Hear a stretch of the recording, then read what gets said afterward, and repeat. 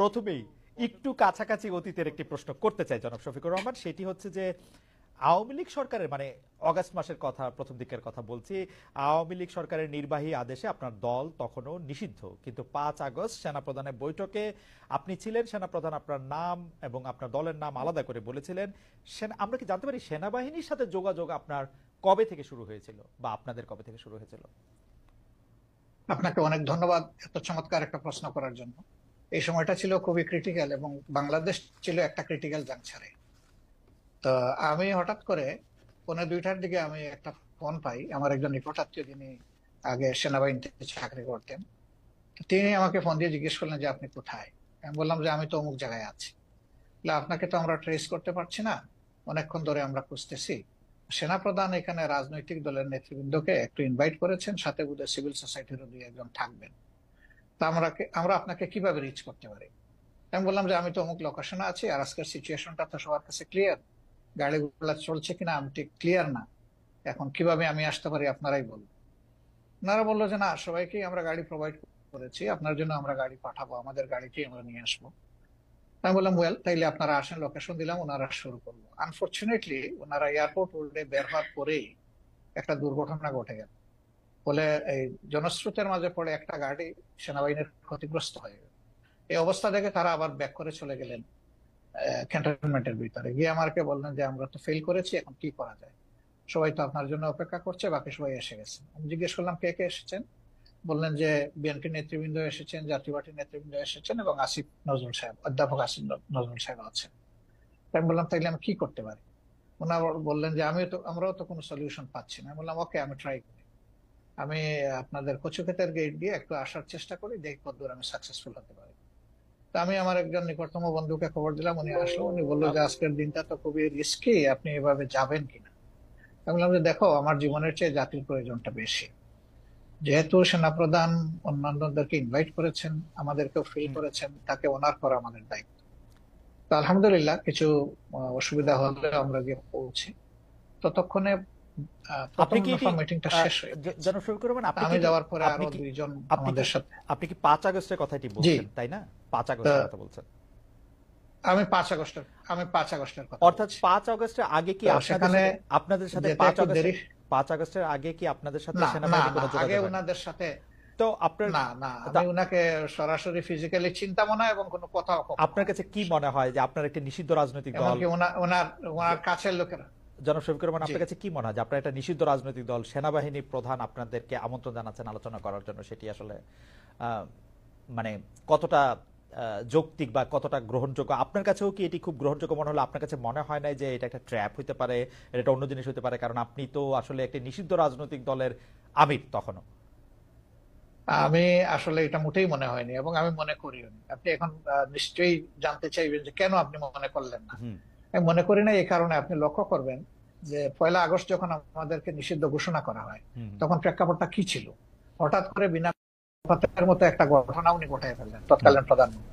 আমরা কিন্তু সাথে সাথে এটাকে রিজেক্ট করেছি এবং আমাদের সাথে সংহতি প্রকাশ করে বাংলাদেশের বিরোধী দলের সকলেই, বিএনপি সহ সকলেই কিন্তু এটা নিন্দা জানিয়েছে এবং তারাও এটাকে রিফিউজ করেছে যে এটা হলো ইস্যু ডাইভার্ট করার জন্য জাস্ট একটা কৌশল হিসেবে তারা ব্যবহার করেছে, এটাকে কেউ গ্রহণ করেনি।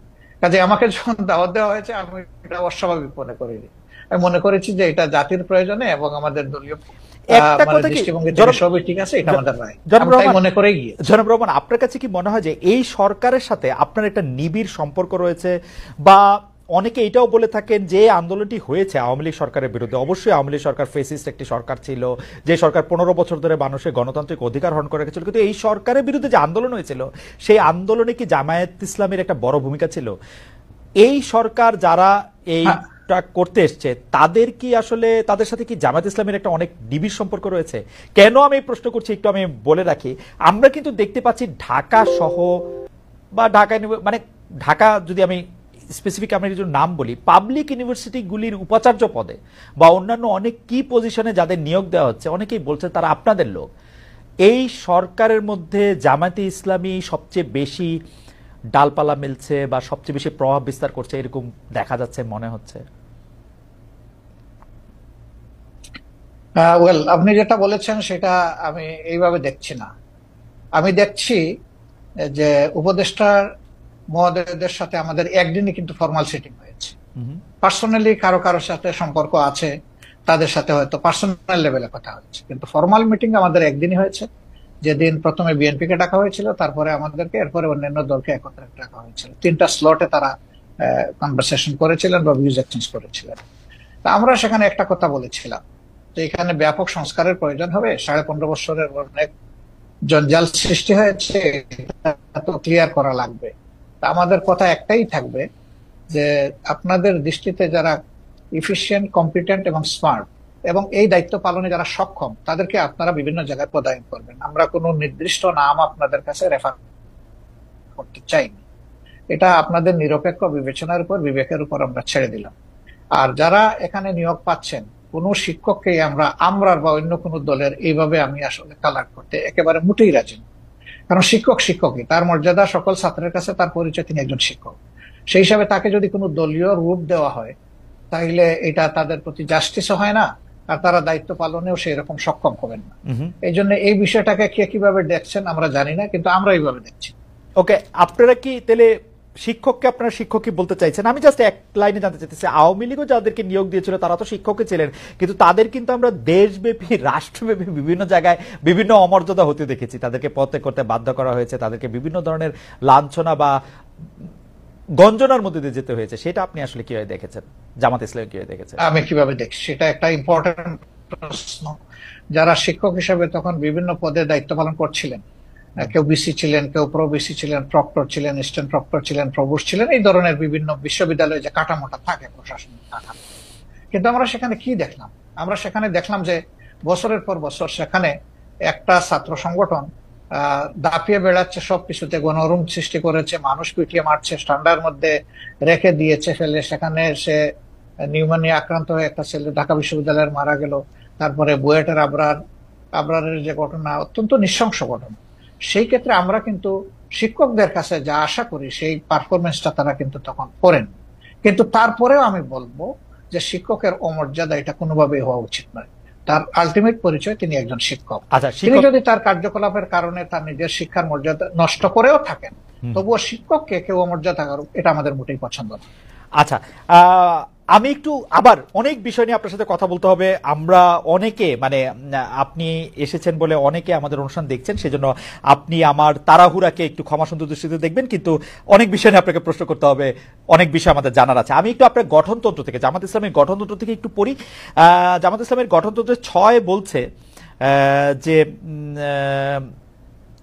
কেবল আল্লাহ তাআলার বিধানকেই একমাত্র হিদায়াত হিসেবে মানিয়া লইবে এবং আল্লাহ তাআলার দেয়া শরীয়তের বিপরীত যাবতীয় নিয়ম নীতি এবং পন্থা পদ্ধতিকে প্রত্যাখ্যান করিবে, মানে জামাত ইসলামের একজন সদস্য।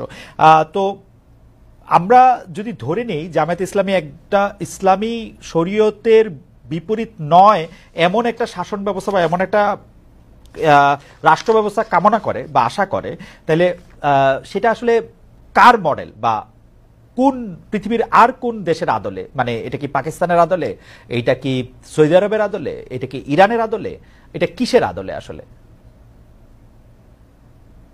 আসলে দেখেন, আল্লাহ তাআলার বিধান হলো আল্লাহর সৃষ্টির জন্য। আল্লাহ তাআলা মানুষকে শুধু সৃষ্টি করে নাই, তিনি সমস্ত সৃষ্টির স্রষ্টা। সেই স্রষ্টার পক্ষ থেকে যে বিধানটা আসে সেটা হলো ব্যালেন্সড এবং সবার জন্য উপকারী। আল্লাহ তাআলার কোরআনের অ্যাড্রেস হচ্ছে ইয়া আইয়ুহান নাস, হে মানব জাতি। এটা দিয়ে আল্লাহ তাআলা কোরআনে অ্যাড্রেস করেছেন, এবং তার নবীকেও তিনি মানব জাতিরই শুধু নেতা রাখেন নাই, তিনি সমস্ত সৃষ্টির উপরে একটা রহমত স্বরূপ বলেছেন। তা আমরা সেই আদর্শকে অবশ্যই আমরা লালন করি, ধারণ করি, এবং আমরা বিশ্বাস করি এর মাধ্যমে মানব জাতির কল্যাণ নিহিত এবং মানব জাতি কল্যাণ পাবে। যেমন ধরেন, একজন কমিউনিস্ট পার্টির সদস্য, তিনি বিশ্বাস করেন যে কমিউনিজমের মাধ্যমে মানুষের মুক্তি। যারা সোশ্যালিস্ট তারা মনে করেন সোশ্যালিজম মানুষকে মুক্তি দিতে পারবে, অন্তত অর্থনীতি মুক্তি। তো এরকম এক একটা আদর্শ রয়েছে, সেই আদর্শের অনুসারীরা তার আদর্শকে আপহোল্ড করবেন, এটা খুবই সহজ। আমরাও সেই দিক থেকেই করি। এখন আপনার প্রশ্ন হলো যে এটা কি পাকিস্তান মডেল হবে নাকি অন্য কোনো দেশের মডেল হবে? না, এটা আল্লাহ তাআলা স্রষ্টা, আর তার মেসেঞ্জার যারা ছিলেন, শুধু মুহাম্মদ সাল্লাল্লাহু আলাইহি ওয়াসাল্লাম না, এর আগেও যারা পয়গম্বর এসেছেন বা প্রফেট সাল্লাল্লাহু আলাইহি ওয়াসাল্লামরা যারা এসেছেন, তারা তাদের যে মডেল, আমরা ওই মডেলটাকেই আমরা অনুসরণ করি। ডক্টর কিন্তু রহমান, সবার মডেলটা দুনিয়ায় এখন বাস্তবে নেই। আছে মোহাম্মদুর রাসূলুল্লাহ সাল্লাল্লাহু আলাইহি ওয়াসাল্লামের মডেলটাই বাস্তবে আছে। ডক্টর রহমান, আপনার সেটা কাছে হচ্ছে মদিনায়। জি ডক্টর রহমান, আপনার কাছে আমি একটু শেষ করি। জি জি প্লিজ। মদিনা কেন্দ্রিক যে শাসন ব্যবস্থা ছিল, সেই শাসন ব্যবস্থায় সকল দল ধর্মের মানুষের নিরাপত্তা সকল দিক থেকে, তার জানের মালের ইজ্জতের নিরাপত্তা নিশ্চিত হয়েছিল। তা আমরা সেই মডেলটাকেই মনে করি উপকারী মডেল। ওকে, ডক্টর রহমান, আপনার কাছে কি মনে হয় না যে আপনি আপনি মানে মদিনার পরে এটি আর কোনো দেশে কার্যকর হয়েছে, কোন একটি মডেল হয়েছে, সেরকম কি আপনার কোনো কিছু একটা মনে হয় যে এইটা আমরা উদাহরণ হিসেবে নিতে পারি কোন আরব বিশ্বে, কোন মুসলিম বিশ্বে, কোন মুসলিম? দেখেন, দুইজন মানুষ যেমন হুবহু সমান হয় না, ঠিক দুইটা সভ্যতা হুবহু সমান আমি পাবো না। হয় হচ্ছে উন্নত হবে, না হয় একটু অবনত হবে। রাইট। তো পরবর্তী পর্যায়ে আমরা যদি উসমানিয়া সভ্যতার কথাটা ধরি, সেটা দুনিয়ার বহু জায়গায় বিস্তৃত ছিল, এবং এটা 1 বছর 2 বছর, 1 দশক 2 দশক না, বরঞ্চ শতকের পর শতক ছিল। সেখানে মুসলমানরা সংখ্যালঘিষ্ঠ ছিল, বিভিন্ন দেশ যেগুলা শাসন করেছে, এখনো তার স্মৃতি পাথরগুলা রয়ে গেছে দুনিয়ার বিভিন্ন জায়গায়। তো তারা সেদিন যে নৈতিকতার বলে শাসন করেছিলেন, মানুষকে সুশাসন উপহার দিয়েছিলেন, এই জন্য মানুষও তাদেরকে এইভাবে মেনে নিয়েছিল। শুধুমাত্র তলোয়ার আর বন্দুকের জুড়ে কিন্তু তাদের এই বিস্তৃতি ঘটেনি, ঘটেছিল তাদের গুণাবলীর কারণ, এবং সেই গুণাবলী তারা কোরআন সুন্নাহর গুণাবলী ধারণ করেছেন বলেই বিশ্বকে তারা শান্তির দিকে নিয়ে যেতে পেরেছিলেন, এবং মানুষও তাদেরকে আনন্দ চিত্তে। কিন্তু যুগের ব্যবধানে সেখানে যখন পরিবর্তন বা বিকৃতি আসলো, তখনই মানুষও ক্ষতিগ্রস্ত হলো, এই শাসন ব্যবস্থাও ক্ষতিগ্রস্ত হলো। কোরআন সুন্নাহর গুণাবলীর কথা আপনি বলছিলেন, কিন্তু আমরা কিন্তু বাংলাদেশে দেখতে পাই আপনারাই একমাত্র ইসলামিক দল নন, আরো অনেক ইসলামিক আদর্শের প্রতিষ্ঠান রয়েছে, দল রয়েছে, মতবাদ রয়েছে, তাদের কেউ কেউ সাথে আপনাদের বিরোধ রয়েছে। আমরা কি করে বুঝবো যে জামাতে ইসলামী প্রকৃত কোরআন বা রসুলের দেওয়া শরীয়তের অনুসারী? সেটা আমরা কিভাবে নিশ্চিত হব? কারণ এরকম অনেকে আছে যারা। খালেদ মহিউদ্দিন, আপনি দেখেন যে আপনার ঘরে কিন্তু, জি বলেন, আপনার পরিবারে আপনি একমাত্র সদস্য নন, রাইট? আমি আশা করছি যে সেখানে আপনার মিসেস আছেন, আপনার ছেলেমেয়েরা আছে। এই 4-5 যারা আছে, তাদের মত কিন্তু সব ব্যাপারে যে এক হয়ে যায় বিষয়টা এমন না, কিন্তু তারপরে পরিবার কিন্তু চলে, পরিবার কিন্তু ভেঙে যায় না। মতের ভিন্নতা থাকবে, এটাও একটা সৌন্দর্য, এবং ভিন্নতা যখন থাকে তখন অনেক কিছু ডাইভার্সিটি চিন্তা করার সুযোগ থাকে। আমাদের মধ্যেও সেই রকম ভিন্নতা আছে, এটা সকল ধর্মেই আছে, এই ভিন্নতা সকল ধর্মে আছে। আচ্ছা, এটাকে বড় কোনো ম্যাটার হিসাবে আমরা দেখি না। তবে যারা ট্রুলি মানে ইসলামের ফলোয়ার, তারা এক কোরআন মানেন, এক আল্লাহ মানেন, এক রসুল মানেন, এই 3 জায়গায় তাদের কোনো মানে দ্বিমত নাই। সুতরাং মতের মূল জায়গাটা ঠিক আছে, বাকি জায়গাগুলা খুঁটিনাটি একটু এদিক সেদিক হতেই পারে, এটা কোনো বড় ব্যাপার না। আচ্ছা, আমরা যদি এই প্রশ্নটা এইভাবে এখন আনি যে 5 আগস্টের পরে সংখ্যালঘু সম্প্রদায় আক্রান্ত হয়েছে, পরে মাদ্রাসার ছাত্রদের মন্দির পাহারা দিতে হয়েছে, সম্প্রতি আবার মাজার ভাঙার ঘটনা হচ্ছে, সম্প্রতি বলতে 1-2 সপ্তাহের মধ্যে মাজার ভাঙার ঘটনা ঘটেছে, দরবার আক্রমণ করা হচ্ছে তৌহিদি জনতার কথা বলে। এই তৌহিদি জনতার বিষয়ে জামায়াতের অবস্থান আসলে কি? দরবার, পীর, ওরস, মাহফিল, সুফিবাদ, জামাতের একজন নেতা বা কর্মী ব্যক্তিগতভাবে এসব চর্চায় থাকতে পারে কিনা, অংশ নিতে পারবে কিনা? আমাদের দৃষ্টিভঙ্গি পরিষ্কার, এবং আমাদের দৃষ্টিভঙ্গি এটা নিজস্ব না, এটা কোরআনের দেওয়া দৃষ্টিভঙ্গি। সেটা হচ্ছে লা ইকরাহা ফিদ্দীন, দিনের ব্যাপারে কোনো বাড়াবাড়ি চলবে না। এখন কোনো মানুষের উপরে কারো আদর্শ চিন্তাধারা চাপায় দেওয়ার কোন অবকাশ নেই। মানুষের মনোজগতে যখন পরিবর্তন আসবে, মানুষ যখন নির্দিষ্ট কোনো আদর্শকে ধারণ করবে, তখনই সেই আদর্শ কেবল বিজয় লাভ করতে পারে। এটি তার নৈতিক বিজয়, এটি তার প্রশাসনিক বিজয়, এবং এটি তার রাজনৈতিক বিজয়। তা আমরা এই ধরনের কার্যকলাপের কখনো সমর্থক নই, এবং আমরা সমর্থন করব না। আর যেটা বলেছেন যে মসজিদ আক্রান্ত হওয়ার পরে পাহারা, না, এই কথাটা ঠিক না ভাই। প্রথম 3 দিন কিন্তু বাংলাদেশে কোনো সরকার ছিল না। তা আমি মাঝে মাঝে বলতাম যে এখন প্রকৃত জনগণের সরকার চলতেছে। আমরা কিন্তু দ্বিতীয় দিন সকালবেলা থেকে সকল মন্দির পাহারা দেওয়া শুরু। শুধু মন্দির পাহারা দিচ্ছেন আপনার, সেটি আমরা দেখছি, কিন্তু মাজার আক্রমণ সম্পর্কে বা মাজার ভেঙে ফেলা, তারপরে হচ্ছে দরবার আক্রমণ করা, সেগুলি সম্পর্কে পীর, ওরস, মাহফিল, সেগুলি না, আমরা এগুলা জোর করে কোনো কিছু প্রয়োগ করা, এটা আমরা পছন্দ করি না, এবং কারোই কোনো ব্যাপারে আইন হাতে তুলে নেওয়াকে আমরা সমর্থন করি না। জনাব শফিকুর রহমান, আপনি কি জানেন আপনি কি জানেন কিছু মাজার, দরবার এগুলিকে আক্রমণ করা হয়েছে? আমরা এগুলা জানি না এমন না, আমরা জানি, কিন্তু জামাত ইসলামী তার অবস্থান জানায় না, এগুলা প্রতিবাদও করি যখন যেটা আমরা উপযুক্ত। কিন্তু জামাত ইসলামী কি আমরা এগুলা কখনো সমর্থন করি নাই, কখনো সমর্থন করব না। সমর্থন না করলেও আপনারা প্রতিবাদ কি করেছেন?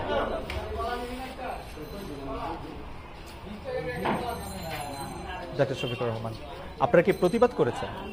হ্যাঁ, আমরা করি না, আমরা নীতিগত প্রতিবাদ করেছি। একদম আইটেম টু আইটেম যদি ধরেন সেরকম হয়তো আপনি পাবেন। ওকে, অর্থাৎ আপনি মনে করছেন যে মানে এই ধরনের কাজের সাথে মানে আপনি সমর্থন তো করেনই না, বরং এগুলি আপনারা যখন প্রতিবাদ দরকার মনে করবেন তখন করবেন। আমি আবার একটু গঠনতন্ত্রে ফিরে আসি। আপনাদের দলীয় গঠনতন্ত্র অনুযায়ী নিয়মতান্ত্রিক ও গণতান্ত্রিক অবস্থায় সরকার পরিবর্তনে আপনারা বিশ্বাসী। সমাজের সর্বস্তরে আল্লাহ ভীরু চরিত্রবান শতযোগ্য লোকের নেতৃত্ব কায়েমের চেষ্টা করার কথাও বলা আছে সেখানে। কিন্তু আমাদের প্রশ্ন, আপনারা বিভিন্ন সময়ে যেসব দলের সঙ্গে রাজনৈতিক জোট করেছেন, এক পথে হেঁটেছেন, এক ভাষায় কথা বলেছেন, আওয়ামী লীগ, বিএনপি, আবার অনেক আপনারা জানেন আপনারা জোটের মধ্যে ছিলেন, তাদের মধ্যে কি আপনারা এসব বিষয় দেখেছেন নাকি আপনাদের রাজনীতিতেও আসলে মানে আমরা নাকি আপনাদের রাজনীতিতেও সেটা তাদের মধ্যে দেখেছেন কিনা, নাকি আপনাদের রাজনীতিতেও শেষ কথা বলে কিছু নাই, ক্ষমতা রাজনীতি আপনাদের আসলে আমরা বিষয়টা আমরা ওইভাবে নেইনি। আমরা নিয়েছি যখনই দেশে কোনো ধরনের ফ্যাসিজম অথবা মানে মানুষের উপর চাপে দেওয়া কোনো শাসন যখন এসেছে, কোনো অন্যায় কার্যকলাপ যখন সরকারের পক্ষ থেকে চালানো হয়েছে, তখন আমরা তার প্রতিবাদ করেছি। এবং প্রতিবাদ করতে গিয়ে একই সুরে যারা প্রতিবাদ করেছেন সঙ্গত কারণে তাদের সাথে আমাদের মিশে গেছে বিষয়টা। এবং আমরা একটা জোটও করেছিলাম, 4 দলীয় জোট, যেটা পরবর্তী পর্যায়ে 20 দলীয় জোটের ক্রমান্বয়ে সময়ের ব্যবধানে রূপান্তরিত হয়েছিল। যদিও এখন আমাদের সেই রকম কোনো রাজনৈতিক জোটে আমরা নেই বা অনেকেই নাই, যদিও ছোটখাটো 2-1টা জোট আছে, এটা অন্য ব্যাপার, কিন্তু 20 দলীয় জোট নাই, 4 দলীয় জোট নেই। তো জোটে আমরা গিয়েছি, এটা আমাদের রাজনৈতিক কৌশলগত ব্যাপার ছিল, কিন্তু আদর্শিক কোনো ঐক্য ছিল। যার যার এক একটা আদর্শ আছে, সে তার কর্মীদেরকে কিভাবে কোন মন মানসিকতা গড়ে তুলবে, এটা প্রত্যেকটা দলের নিজস্ব। এটা শুনতে যত ভালো, এটাকে আসলে অতটা বাস্তব। আপনি বলছেন আদর্শিক কোনো মতবাদ নাই, অথচ আমরা দেখছি আমিরে জামায়াতকে তৎকালীন আপনারা বিএনপির প্রধানমন্ত্রীর সাথে ক্যাবিনেটে বসছেন, সেক্রেটারি জেনারেল ক্যাবিনেটে বসছেন। তো যদি মতের মিল না থাকে, যদি আদর্শের মিল না থাকে, আপনারা ক্যাবিনেটে বসে একই সাথে দেশ শাসন করলেন 5 বছর, সেটা কিভাবে সম্ভব হলো? সেটা ছিল রাজনৈতিক অ্যারেঞ্জমেন্ট, এটা আদর্শিক অ্যারেঞ্জমেন্ট না। রাজনীতি আদর্শ থেকে বাইরে, রাজনীতি আদর্শ থেকে বাইরে, 3টা মন্ত্রণালয় তারা রাজনীতিকে আদর্শ আমাদের যে স্লোগান, হ্যাঁ না, আমাদের যে স্লোগান, সেই স্লোগানটা হচ্ছে যে মানুষকে সুশাসন দিতে হলে অবশ্যই সৎলোক লাগবে। তো তাদের এই জায়গাটায় দেখেন আপনি যে তারা আলহামদুলিল্লাহ 5 বছর সার্ভ করেছেন কান্ট্রিকে, 3টা মন্ত্রণালয় পর্যায়ক্রমে, কিন্তু তাদের ব্যাপারে কেউ কেউ বিভিন্ন অভিযোগ এনেছেন। অভিযোগ সত্য মিথ্যার এইদিকে আমি যাচ্ছি না, কিন্তু তাদের ইন্টিগ্রিটির ব্যাপারে, অনেস্টির ব্যাপারে এবং তাদের ইফিসিয়েন্সির ব্যাপারে কেউ কিন্তু কোন প্রশ্ন তোলেনি। কারণ তারা এই আদর্শে লালন করে এই আদর্শে গড়ে উঠেছেন। যে স্লোগান তারা দিতেন, তারা সেই স্লোগানের ছিলেন বাস্তব নয়।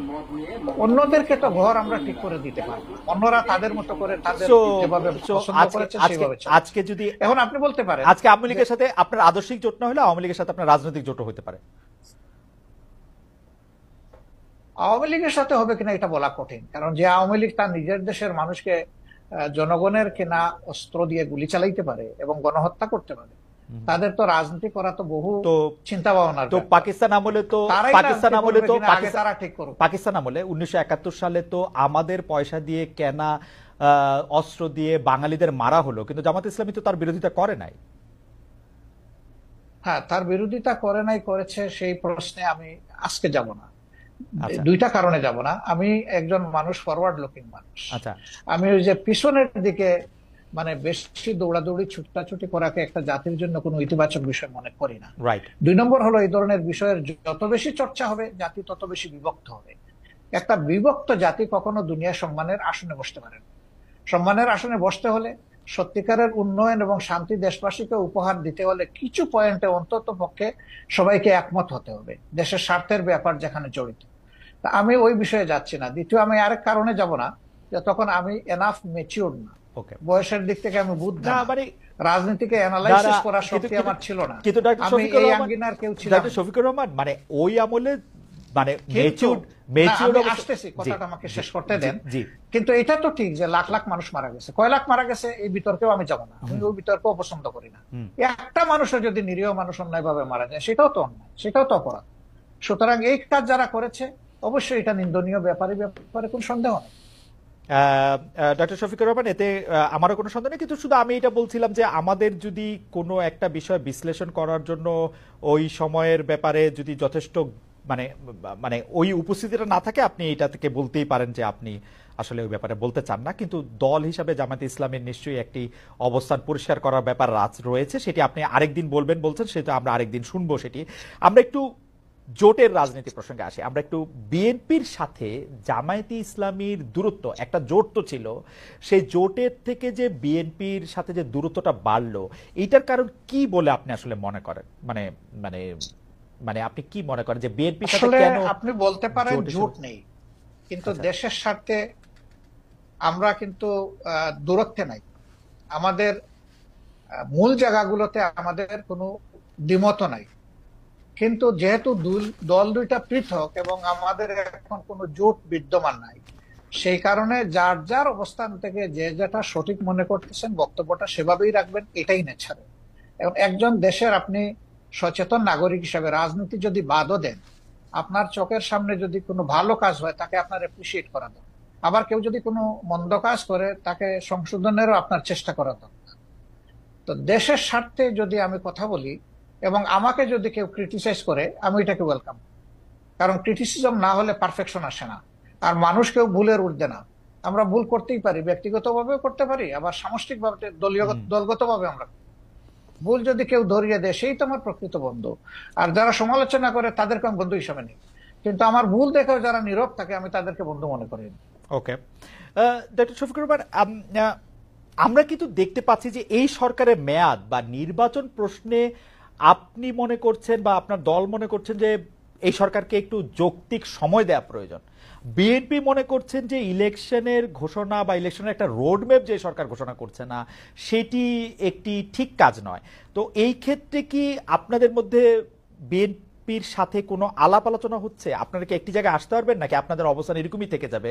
অর্থাৎ বিএনপি এই মুহূর্তে নির্বাচন চায়, জামায়াত চায় সংস্কার করে নির্বাচন হোক। সম্ভবত এটা একসময় তাদের মানে স্ট্যান্ড ছিল, কিন্তু গত কালকে বা পরশুদিন তাদের যে মিটিংটা হলো, যেখানে তাদের দলের অ্যাক্টিং চেয়ার অ্যাড্রেস করেছেন জাতিকে, সেখানে তিনি কিন্তু একই কথা বলেছেন যে এই সরকারকে সাকসেসফুল হতে দিতে হবে এবং তাদেরকে যৌক্তিক সময়ে আমরা দেওয়ার পক্ষে। এখন যৌক্তিক সময়ের বাইরে কিন্তু এখন আর কেউ স্পেসিফিক কোনো কথা বলছেন না, কাজে এই জায়গায় আমাদের একটা ঐক্য হয়ে গেছে। এখন প্রশ্ন দাঁড়াতে পারে যে এই যৌক্তিক সময়টা কতটুকু। তা আমরা দুটো রোডম্যাপের চিন্তা করছি। একটা রোডম্যাপ হবে সংস্কারের রোডম্যাপ, আর একটা হবে নির্বাচনের রোড। আগে হবে সংস্কারের রোডম্যাপটা, তারপরে হবে সংস্কারের নির্বাচনের রোড। তো সংস্কারেরটাই আমরা এখন সরকারের কাছে চাইবো যে কতদিন টাইমলাইনটা কি হবে। বিভিন্ন তারা তো সবকিছু সংস্কার করতে পারবেন না, বেসিক জিনিসগুলো সংস্কার করে যাতে একটা তারা neutral, fair and credible election যা থেকে তারা উপহার দিতে পারেন, সেটার জন্যই তাদেরকে আমরা সর্বাত্মক সহযোগিতা করতে চাই। এই সময়টা নাতি দীর্ঘ হওয়া উচিত, তারা এটা বুঝবেন কতটুকু, জাতীয় বুঝবে কতটুকু। ঠিক টাইমটা মাত্র 1.5 মাস যায়নি তো এখনো, এই 23 তারিখ 1.5 মাস হবে।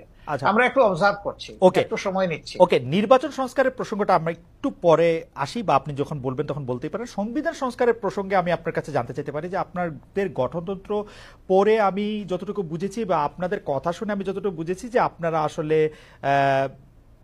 কোরআন এবং রসুলের বাণী ছাড়া অন্য কোনোভাবে অন্য কোনো কিছুই আপনারা মানে আপনাদেরকে পড়লে আরেকটু পরিষ্কার হবে যে, আবারও বলি, কেবল আল্লাহ তাআলার বিধানকেই একমাত্র হিদায়াত হিসেবে মানিয়ে নেওয়া, আল্লাহ তাআলার দেওয়া শরীয়তের বিপরীতে যাবতীয় নিয়ম নীতি পন্থা পদ্ধতিকে প্রত্যাখ্যান করা।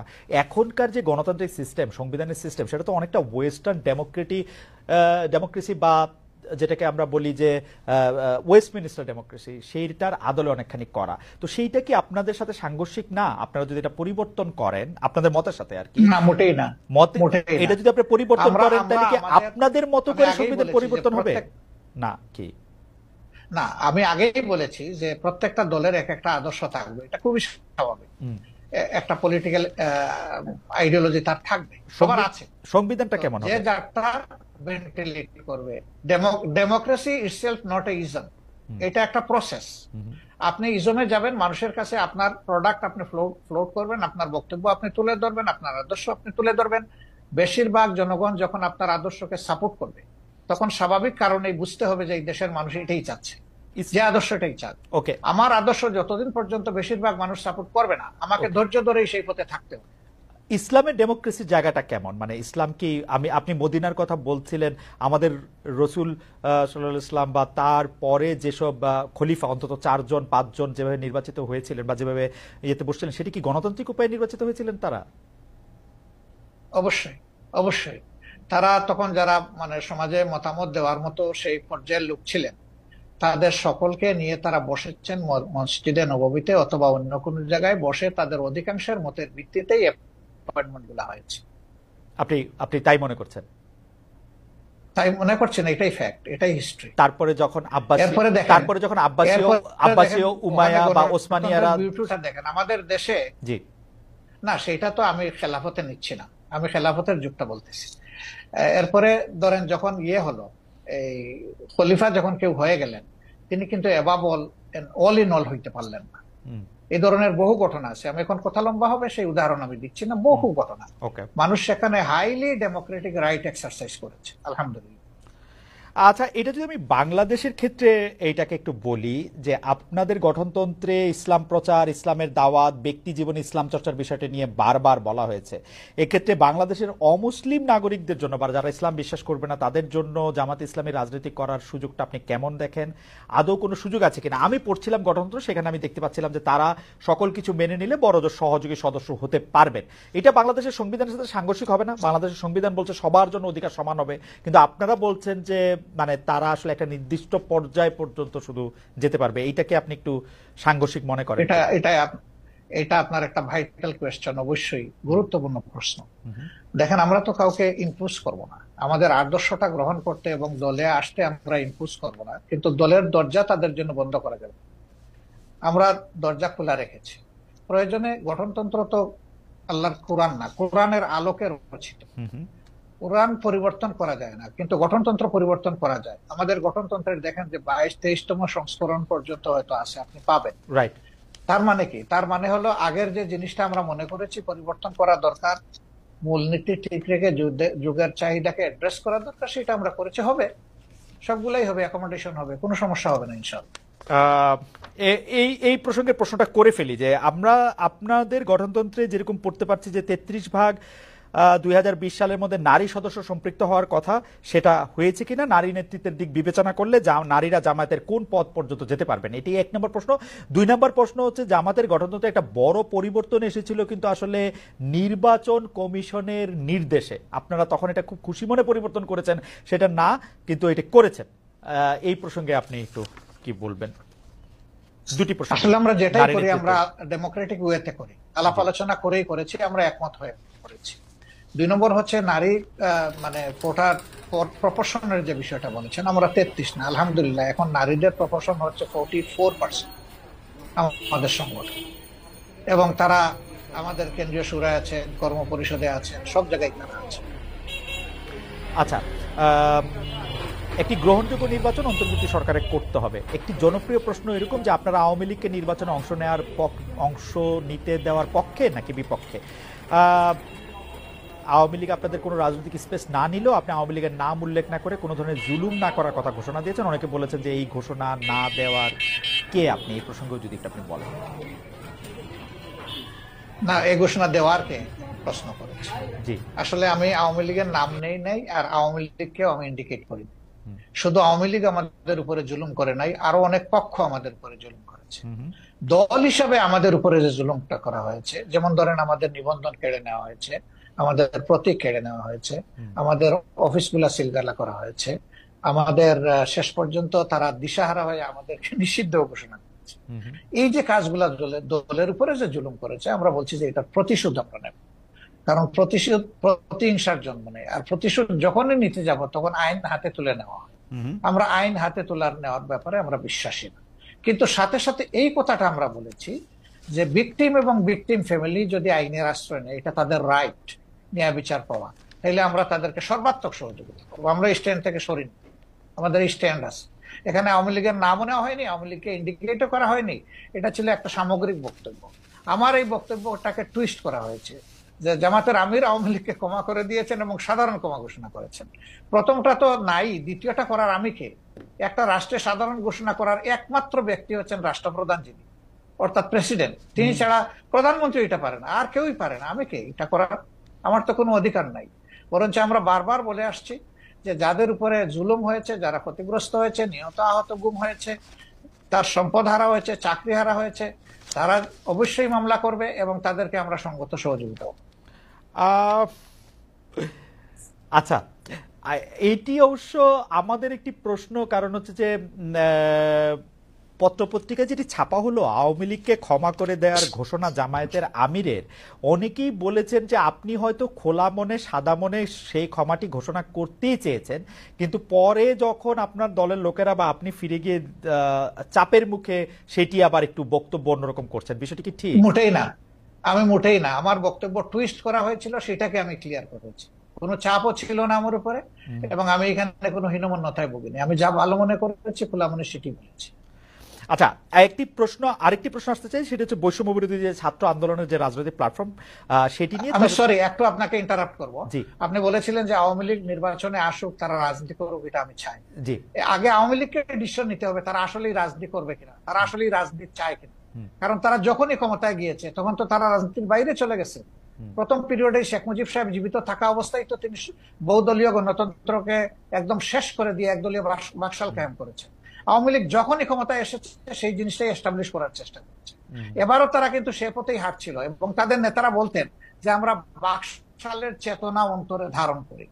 সাংঘাতিক কথা। বাকশালের চেতনা যদি ধারণ করেন তো আওয়ামী লীগের নামে রাজনীতি করেন কেন? তাইলে তো তাদের সাহস করে বাকশালের নামেই রাজনীতি করতেন, দেখতেন যে জনগণ তাদেরকে কিভাবে রিসিভ করে। সেটা তো তারা করেননি। এই জন্য আওয়ামী লীগ আদৌ রাজনীতি করবে নাকি ফ্যাসিজম করবে, আগে আওয়ামী লীগ ডিসিশন নেন। আচ্ছা, এই প্রসঙ্গে আমি একটু জানতে চাই, 96 সালে যখন বিএনপির বিরুদ্ধে আপনারা তত্ত্বাবধায়ক সরকার কায়েম করার জন্য আন্দোলন করছিলেন, তখন কি আওয়ামী লীগের সাথে আপনারা জোটবদ্ধ হয়ে রাজনীতি করেছিলেন? না না, আমরা কোনো জোট গঠন করিনি। তবে মাঝে মধ্যে তাদের সাথে আমাদের যৌথ সভা হয়েছে, কিন্তু কোনো জোট আমরা করিনি। আর সেই ইস্যুটাও দেখেন, সেটা ছিল কেয়ারটেকারের ইস্যু। আগামীতে যদি আরো একটি যৌক্তিক ইস্যু আপনাদের সামনে আসে, আপনারা আওয়ামী লীগকে সাথে নিয়ে এরকম করবেন কিনা? না, আমরা আওয়ামী লীগকে সাথে নেইনি। আওয়ামী লীগ আমাদের ইস্যুতে এসে পরে শরিক হয়েছে, এবং শরিক হইতে গিয়ে তারা আমাদের ইস্যু হাইজ্যাক করতে চাইলেন।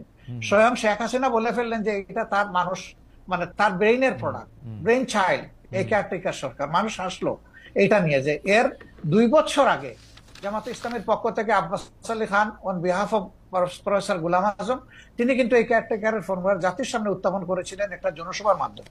আওয়ামী লীগ 2 বছর পরে এসে বলে যে এটা তাদের আবেদন। আমরা হাসলাম। তা আওয়ামী লীগের এইরকম ক্রেডিট হাইজ্যাক করার আরো বহু ইতিহাস আছে, সেটা বলতে গেলে অনেক সময় লাগবে।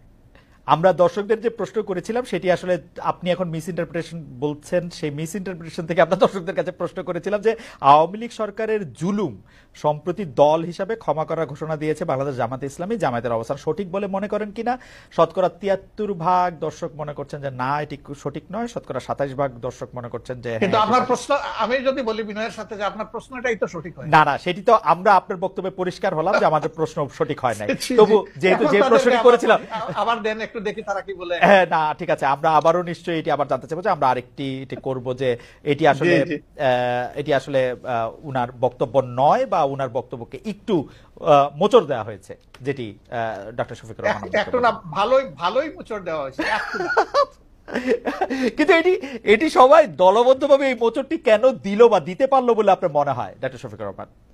আমাদেরকে সবাই খুব ভালোবাসে, তো এই জন্য আমাদের নিয়ে কোসলাইতেও ভালো হয়।